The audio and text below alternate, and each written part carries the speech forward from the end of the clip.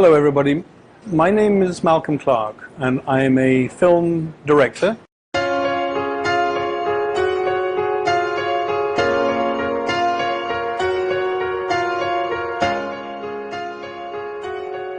I have just spent the last 5 years, which is a long time, making a film about China. And so our film, which is called Better Angels, is very specifically about the Renaissance of China and the extraordinary achievements that China has made in the last 3 or 4 decades.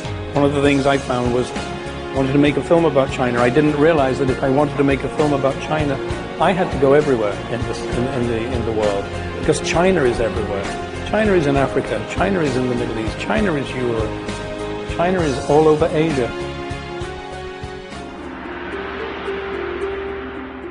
When I first came to China, one of the things I had to do was to visit several film studios around the country. It was very exciting actually for me to meet Chinese filmmakers, but I did feel that the message that Chinese filmmakers were very much of a political nature. They weren't making movies that were, I would call, very entertaining. And now, of course, that's all changed. Now, Chinese movies being made in numbers never before seen, and they're quite interesting because there's a lot of action films, there's a lot of comedies, there's a lot of ways that Chinese movies are not just serving a political message, but are serving a kind of a social agenda and entertaining and enriching the population. I find that very exciting. Every country makes mistakes as it develops and grows stronger and more self-confident. And China is no exception.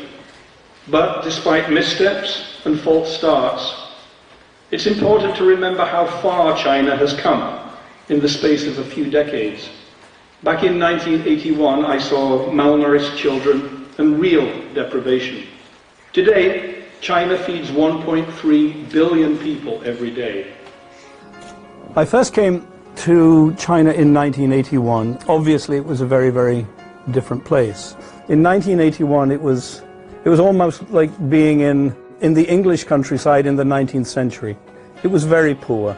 The most profound difference, I think, to the way we see it now is that China was an extraordinarily rural country. It was an extraordinarily poor country, and it was a country which, even to my very uneducated and unchallenged kind of eyes, it was just waiting to explode.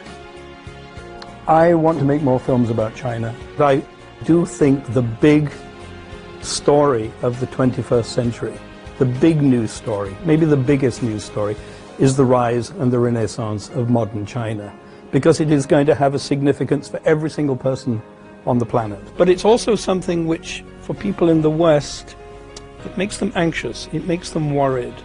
The Chinese are no longer what they thought the Chinese were. The Chinese are a global superpower. And I think people in the West who do not understand China fear China. And that, I think, is very regrettable. This is an extraordinary country. It's had 5,000 years of continuous culture. They have myths, they have legends, they have stories, they have so much to be proud of.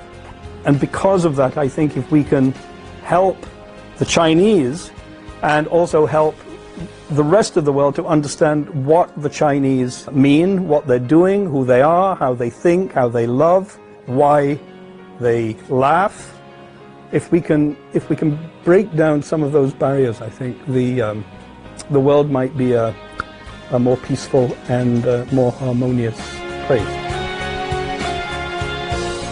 China needs to blaze its own trail and capture the imagination of the world by telling its own emotionally engaging stories that can touch people's hearts, boldly show the rest of the world what China is.